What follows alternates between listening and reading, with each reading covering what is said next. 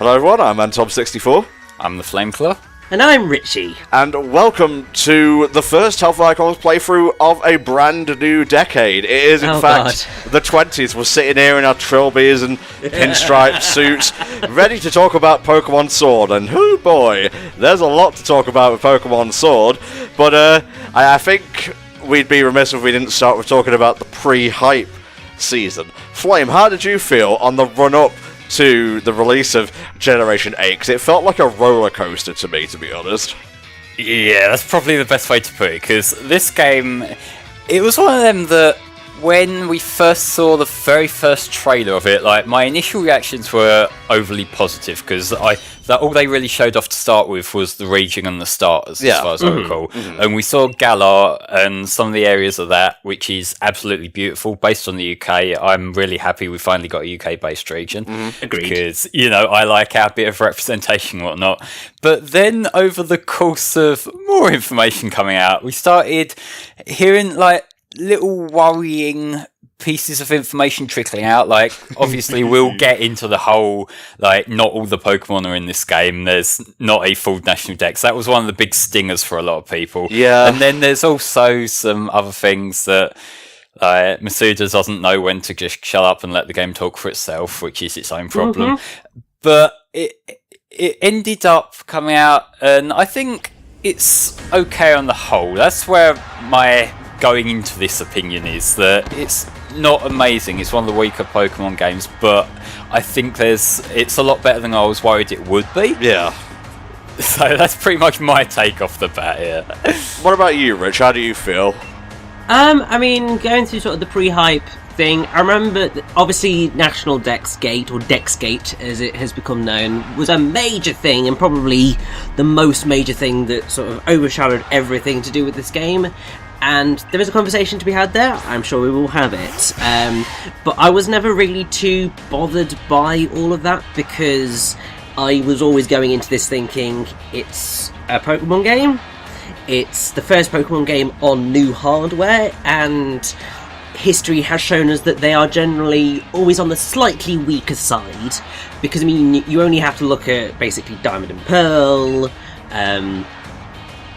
X and Y. X and Y. Statistically, it suggests that on the whole this was going to be slightly on the weaker side, because they always take a bit of adjusting to get used to new hardware, and then the game generally immediately after that tends to be actually quite amazing. Not always, but sort of that has been the pattern. So I was always going into this thinking, as long as I have fun, I will be happy. And at the end of the day, I had fun, so I was happy. And while there are definitely things that Sword and Shield definitely could have done better, I don't think that it's the worst Pokemon game in the world, which some people sort of came to view it as. I don't think that Dexgate was the end of the world and kind of something that was going to happen at some point anyway. And just generally, it's just one of those things. I do hope that, Pokemon Team and Game Freak, do improve going forward, but I'm going into this knowing exactly what I'm going to get, and at that point, maybe it's just sort of being lazy with it, but as long as I come out feeling like I've enjoyed my time, that's what's important. That's fair. For me, it very nearly came down to us not covering this at all, because I was very mixed on it, honestly, and it's not like me. I'm usually one to give the benefit of the doubt, but as we got more contradictory information, which may be Masuda and his team saying the wrong things at the wrong time, or it may just be the translation team mucking things up. You can never really tell, unless it comes from a Western developer straight from their mouth, really, in interviews and so on. But in the end, I feel the good outshadowed the bad. Even if this is on the lower middle tier of Pokemon games, as we'll see as we go through, I still had a great time with it. It has a fucking Charizard in it, Yes. I am easy to please. I did Leon's Charizard signature pose thing when he did it, and that was the pre-hype season. Now we're into Pokemon Sword proper. I will say the big draw of this game for me is the Pokemon League challenge, the whole return to form with the gym things. This, I feel, is done better here than in any other game. Yes. And the story itself is kind of lackluster, so they sort of build on that with characters instead. It's more character-driven than story-driven for the most part, and go on, do the spin. Yeah, I love that shit. Perfect. Also, can I just point out, this game made me very happy from the off, because the main character's mum is called Mum, not Mom. Good, Mum. yes. And basically just all of the sort of Britishisms, so telly, and so on and so forth, it just made me really happy. Like, the word mate gets thrown around a lot because, that is just what we do in the UK here, we just call everybody mate. What? But it's a simple desk that you can keep using even when you become an adult. Oh, wow. Well, it doesn't have any, kiddie artwork or anything over it. I think that's what it's getting at. Oh, yeah. Right. Okay, we will use the estranged father's bag this time. The girl gets all the better customization options, as per usual, but they've slightly improved with the male, but I just feel like they're like, oh, the girl is prettier, so give her more options. I want to dress as a prince, okay?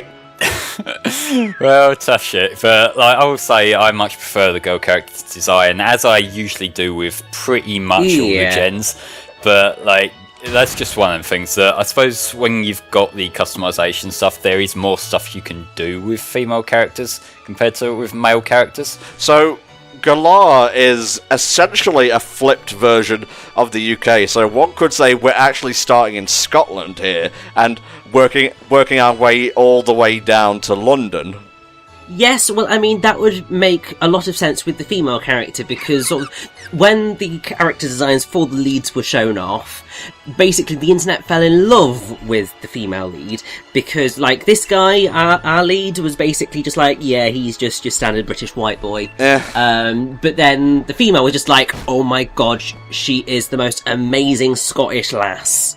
And basically you just had loads of comics of the female lead just yelling in Scottish at everything, and it was the best thing ever, and I do really quite like that. And just whilst we're on sort of the whole UK bit, we'll be doing more of it, but actually, so the name Galar, there's a few ways that places it might have come from. So it might have come from gallant, as in, knights and stuff. It could have come from a gala, which is a special occasion.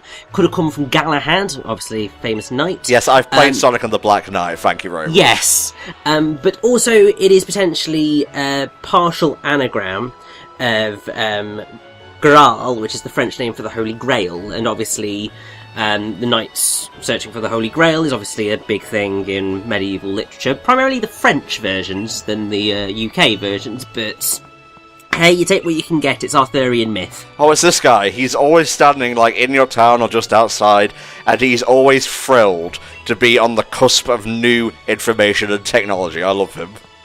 Technology is amazing. Look at these GameCube textures. Look, alright, yes, it does kind of look like an upscaled 3DS game in some parts, which leads me to believe they kind of transitioned from 3DS development to Switch halfway through, but what do I know, I think that happened with Link's Awakening Switch, but I can't be sure. That does look like it may have been. I don't know whether it actually was, but it's got that kind of vibe to it. So I don't know on Link's Awakening Switch. I think that actually was sort of done from the ground up for Switch, because I don't think it would have taken them too long to do.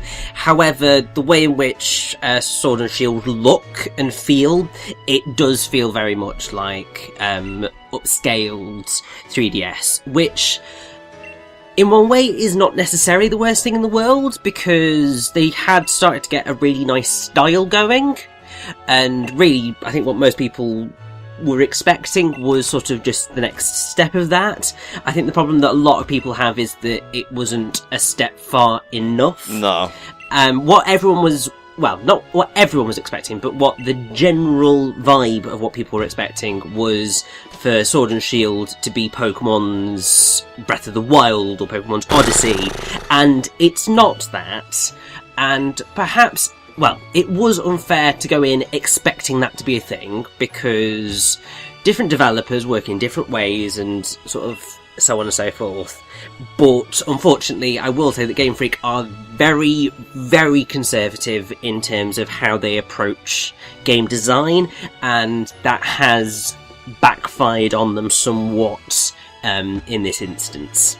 Well, I think what it comes down to is that with the Pokemon series, they have these hundreds and hundreds of models that they had made a few years back, and the resolution isn't the issue because they were deliberately future-proofed to be much higher resolution than the 3DS ever needs. Yeah. But in terms of the just general look of them, like just how complex they are quite simple. So whenever they make a new game now and they're planning to keep using those models rather than commissioning new ones, they need the rest of the world to not be overly complex, because otherwise the models would stick out like a sore thumb. And I feel like that kind of limits what the Pokemon series can do graphically right now. Yeah, I don't think you're wrong on that. Purely because, like, you've got to have something that fits in with those Pokemon designs, and that is in part because that's the way they designed the Pokemon. And if you wanted something that looked like Detective Pikachu, I mean, for starters, there's no way the Switch would be able to handle it anyway. Yeah. But to be fair, I don't think most things would be able to handle it anyway. I'd like to point out that in Hop's house, there was nary a picture of the lad, like, strewn about. You saw plenty of Leon's, like, photos and awards and whatnot, but not much of Hop in general. Keep that in mind. It will be central to Hop's character development as we go through the story. Yeah. Well, to be fair, if one of your kids is a champion and the other one's just sort of loitering around the house all day, one of them's going to be your favourite. Flame, do you have something you want to tell the group? Not yet. Well, I'm an only child, so I'm both a champion and a loser.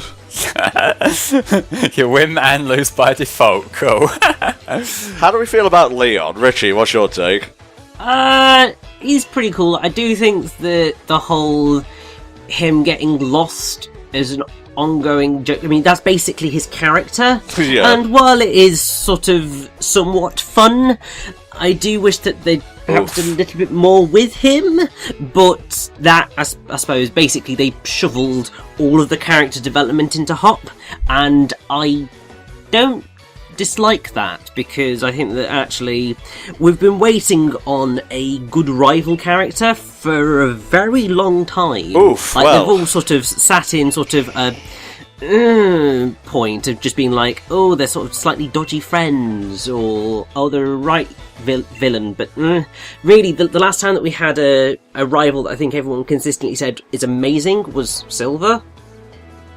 And so actually, I do really like Hop as a character, and I'm quite glad that they did put in as much as they did into his development. Yeah, I don't want to, like, get too far ahead here, but I feel like people were very prematurely, and I'm including this, comparing him to Hao from Sun and Moon. Yes. They're superficially similar, even down to some of Hop's animations, which may or may not have been reused. I don't know. I'm not a games developer. I don't know how the nitty-gritty works here. No, they literally are reused. Okay, well, that's fine. Whatever. I'm not, like I said, I'm not a games developer. I just talk over other people's work. But as we start to go through the game, we start to see the cracks show in Hop's facade, and it endeared me to him as a character, because Leon is, well, he's kind of a perfect pretty boy for the most part. I mean, he's a walking advertisement for, like, Lucozade or some shit, and Hop's like, yeah, I'm gonna be the Pokemon master. It's like, maybe not, Sunshine, maybe not. Well, to kind of go on that trend, like, we'll see more and more when that happens, but I feel like the idea of what they do with Hop is cool, but there are some missed opportunities along the way. Yeah, but Leon himself is pretty much just a driving motivational tool for Hop. So, like, as the champion, I suppose that's, like, he's fitting, but he's more there to help move Hop along than he is to be cool himself, I think. More of Leon later. Now we have the starters: Grookey, the grass type, Scoreboy, the fire type, and Sobble, the water type. Hand on heart, I'm going to you, Flame, first. Who would you pick to be your starter? First time around I picked Scorbunny, second time I picked Grookey. What about you, Rich?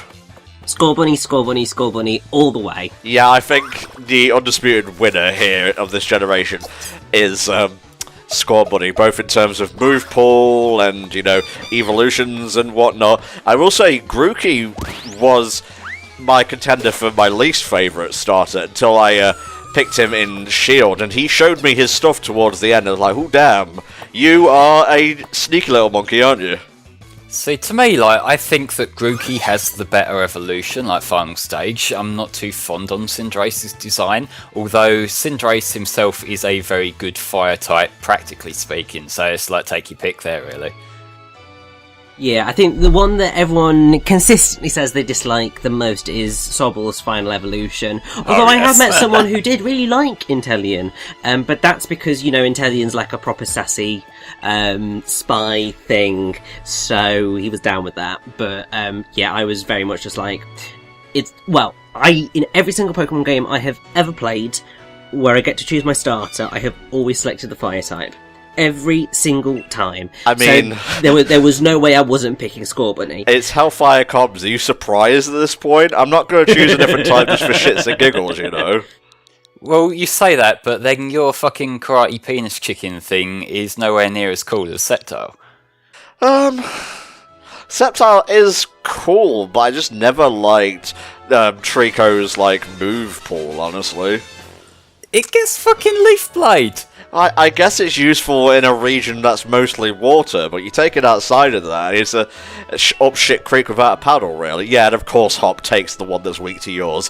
Fuck's sake, you have a Pokemon already, you should know type matchups. Oh no, he knows a lot about type matchups, don't you worry. Oh lord.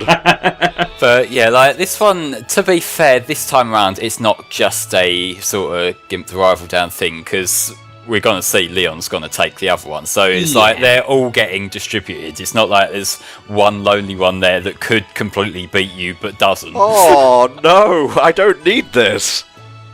God, Tom, you're a monster. Just leaving him there sad on his own. Charizard will show you the ropes. Smash cut to Charizard just using Seismic Top on Sobble. Alright, stop talking about Pokemon, you guys. It's time for a barbecue. Put Sobble on there. We're going to eat well tonight. Yeah, I fucking love barbecues, mate. I'm pumped up. Yeah, he's just got that one animation. I think that might be another How animation that he's using there in front of the barbecue. Yeah, that's definitely a How animation.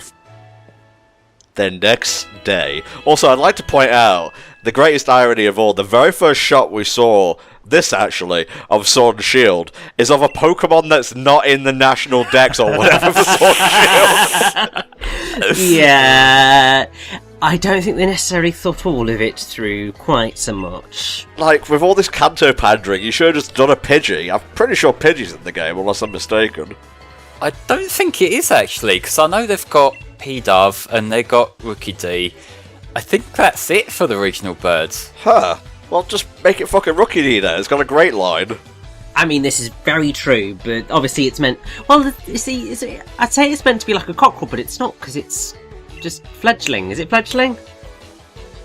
Yes. I think it might have been, yeah. Yeah, which doesn't even evolve into a rooster, so... I mean, there's only one rooster Pokemon today, and that was a starter, so...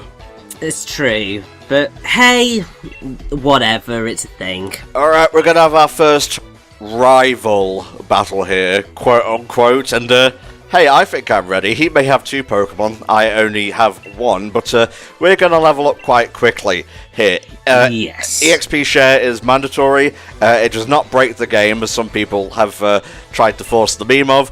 Maybe it makes things a bit easier, it's fucking Pokemon, alright? Make your own rules.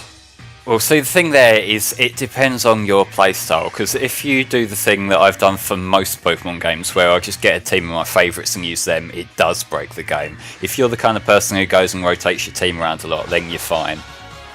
Okay.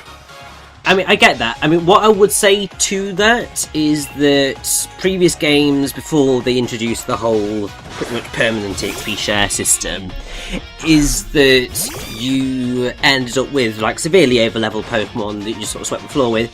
The game itself didn't give you necessarily the incentive to switch things up, whereas now you have that incentive because your sort of Pokemon are never going to be majorly underleveled necessarily at any point, unless you don't do enough battles. So you just given the option to experiment more with the Pokemon you choose, and naturally people then, because they're given the chance to, will do so. Alright, yeah, that's a fair argument, I suppose. Fucking Wooloo, I swear to God. Just as gormless as the sheep we have here in the UK. Don't think it evolves into anything special, by the way. It might be a bit tanky, but let's just say... It doesn't speak well to Hop's ability to manage a team that that's basically his ace going forward. Yeah, however, I will say the Wooloo and its evolution, I think it's Double, are basically, they are amazing designs. I love them, and I think a lot of people really like Wooloo as well. It was like one of the most popular Pokemon in the sort of hype period, because everyone was just absolutely in awe of it. And look, what do you do about type advantages? What a surprise! Have we already played a Pokemon game or something? Well, to be fair, it's fire like burns grass. I think that's pretty fucking obvious, even if you haven't. Wow, he had 2 Pokemon and he still lost. Maybe you should have chosen Sobble. Yeah. He definitely would have stood more of a chance, but hey, we're up to level 7 already, which means it's probably the fastest we've ever hit that in a Pokemon game. I think so, yeah. Yeah, like, because most of the time when your first battle is with the rival, then you are just equally matched, but given he sent out the Wooloo first, we had that chance to level up, which kind of fucked him over. Oh, Leon, just... What? You were going to send out Charizard against 2 starting trainers. How did you become the champion exactly? Well, by doing shit like that, obviously. I guess so, yeah. Yeah, just beat my little brother into the dirt. It's the only way he'll learn. Well, I mean, it sort of works. It's not that easy to get into the gym challenge, my friends. You actually need an endorsement, and we'll be getting one soon enough. It kind of smacks of nepotism a little bit, but you know, there's no rules against it in the Galar region, so hey, let's have a cup of tea and a nice slice of nepotism cake, why don't we? Well, I mean, like, to be fair, Leon isn't just giving it to him straight away, he's making him, like, impress him first, so it's not like it's just, yeah, you're my brother, go on, have a shot. No, Hop canonically has to lose twice before he gets that.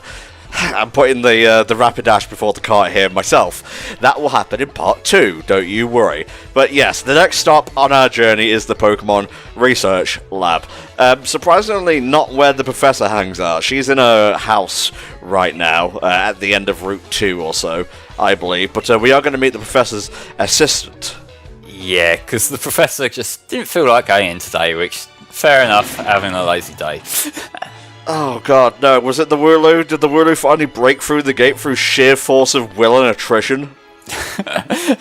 Maybe when we saw him repeatedly ramming up the gate earlier, we should have done something about it, but nah, fuck that. This is natural selection at work. I really don't feel this is our responsibility to fix. No, but like, come on, the poor Wooloo, like, we need to save it because it's so cute and fluffy. But there's like 12 more hanging around on the field over there. This one's special, though. He's, well, he was special. He just kept ramming his head against, like, a fucking gate. I don't know. Should we? Yeah, whatever, let's do it. We're protagonists, I think. The worst thing that happens is we might die. Oh, wait. Oh, come on, we'll be absolutely fine. We're the protagonists. We can't get hurt. I mean, also, it's the start of a Pokemon game. What do you... Like... Nothing happens at the start of a Pokemon game. You might be surprised. Like, Sword and Shield does take a few chances here and there to shake up the story formula, especially in the endgame, which I appreciated a lot. It's probably my favourite endgame of any recent Pokemon game at the very least. I'll hold off on that for now. I mean, I think actually going into this, because, I mean, I'm pretty sure this is the first Pokemon game playthrough on HFC that is you, Flame, and me, actually. Well, I mean, with Helldragon no longer in the group, I had to default to the commentators I had, and what better for a British region than 3 British commentators? Exactly. We're your rebounds, we get it. What's actually quite fun is that, once again, we all sit in slightly different positions on Sword and Shield, which, you know, means, you know, we're never fully going to agree on anything, but it is probably going to make this a much more interesting discussion Definitely, yeah. throughout the playthrough than what we perhaps would have had otherwise. Oh, Hop, that was a hell of a battle, mate. Can you heal me, please? I know, I mean, that squirrel was a nightmare. A ferocious monster. I mean, to be fair, I think squirrels can be pretty ferocious, but, well, I mean, technically grey squirrels aren't, because they've practically wiped out the red squirrel apart from in sort of special locations. So, yeah, they're a pest. Like, the grey squirrels enacted a fucking red squirrel holocaust, is what you're trying to say there. Well, basically, yes, because I'm pretty sure they were brought over from America, and then, yeah, they just sort of took over. But this one was like level 2, or level 4 in squirrel years, that's how it works, right? So yeah, we have Rookedy here, he's the regional bird. One of the better regional birds in recent memory, honestly. I actually like him, and I like his line a lot. I would say that next to the Pidgey line and Talo, I do think this is one of the strongest regional birds the series has ever had, especially when you consider their evolution. Yes, I mean, I would say that on the whole, Rookedy's line is the single most useful regional bird evolutionary line. Like, purely because it's a dual type, and pretty much none of the others, I think, apart from Talonflame, are dual types. And I mean, maybe is Noctown's normal flying, isn't he? Yeah. I mean, I suppose most of them are normal flying, but like an actually helpful dual type. Well, up until like Gen 5, there weren't any pure flying types, I don't think. That is very true. Like, who was the first one? It was one of the Djinns, I believe. I forget the name exactly. I think it was Tornadus. Yeah. I mean, fucking clues in the name. Rookedy himself is pure flying, I think, so they've gotten over the whole it has to have normal typing. Yes. But, you know, conversely, all 3 starters remain pure monotype throughout their line, which is fine. I don't really have anything against them doing that, but I feel it would have been more interesting if, for example, Cinderace was fire electric. I don't know, maybe Grass Rock would work for Grookey and so on. Well, no, I was kind of hoping that Cinderace would, because it stands upright, maybe it could have got some fighting moves, and that would have been original Aegon. Well, funny you say that. It does have fighting moves, but it is not... It does learn double kick, yeah. It's not fighting type. I mean, I will say that is probably one of the things that I was slightly disappointed with, is that the the starters don't have dual typing, but hey, you can dual type everything else, and oh god, legendary Pokemon in the first 30 minutes! Oh my god! Alright, hope you guys like Persona, because we're basically going to rip off the start of Persona 4. Well, I mean, I was thinking more Kryptonite fog going on here, but yeah, it kind of is the opening of Persona 4, I know. Oh, Jesus. Question mark. Just use Tackle. Well, it don't fucking matter what you use, you can't do anything to it.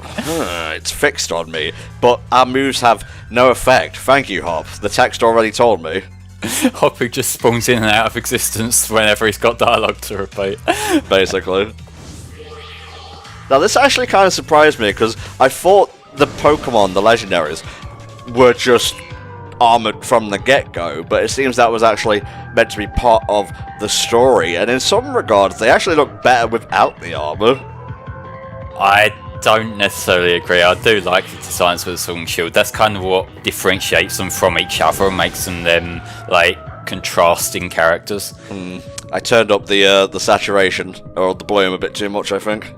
Yeah, just a wee bit. I can't see a thing. Like, I mean, what sort of terrible game is this? Like, they're just hiding all of those textures just so that they can get away with it, you know? Can you imagine if, like, the trailers after, like, the first round of bad PR was just, like, turned up 1,000,000 times in brightness? Like, you can't complain about it if you can't fucking see it. Well, we were owned. That was a fun game. Yeah, end of game, sorry, it's over, we lost. Sorry about that, I got lost 5 times on the way here. It's just a straight line, but still, there's lots of pretty stuff there. Your pants with directions! They used pants! Yes, they did. It's funny seeing Yanks react to this, like, are you making up words? What's going on here? Just like, no. Where is the Wooloo? The sweet Lulu. The Babby Baby. Well, there's Charizard. Oh, phew, I thought it ate the Wooloo for a minute there. I mean, it probably fucking could. Oh, you caught me just before. Darn. He looks like he could just pick him up and suddenly toss him there just from the pose that he's standing in.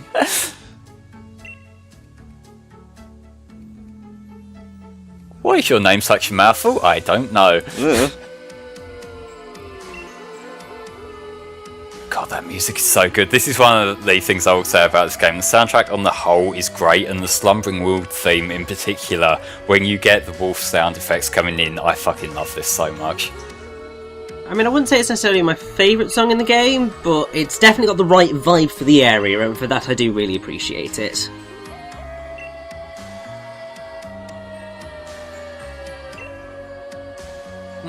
Are they illusions? Well, we know how this plays out. Well, the viewers don't. Some of them may not have played the game before, so, you know, don't spoil it for them. No, I mean, it's a Pokemon game. Whenever something's teased as, was it a mirage, was it an illusion? Like, no, it's a legendary Pokemon. Yeah, also, you can literally go to Mirage Island, so... Right, we're off to Wedgehurst, innit? Go tell your mum before we go down the apples and pears and go down to the friggin' Please stop. That physically hurt to do. I'm glad, you fucking deserve it. Yeah, well.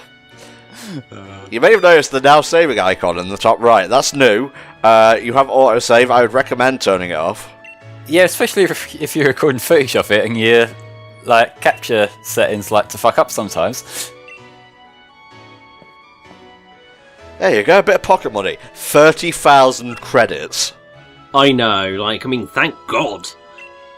I mean, I'd be lucky if I got £1 when I was this kid's age, but cool. Well, as we've discussed, you are not an only child, so you weren't spoiled, so... I mean, I was, but not in terms of fucking money. Okay, the score buddy is going to look after me. After all, east or west, home is best. That's very true. Just stay out the fucking north. Alright, guys, we'll see you next time. Bye-bye.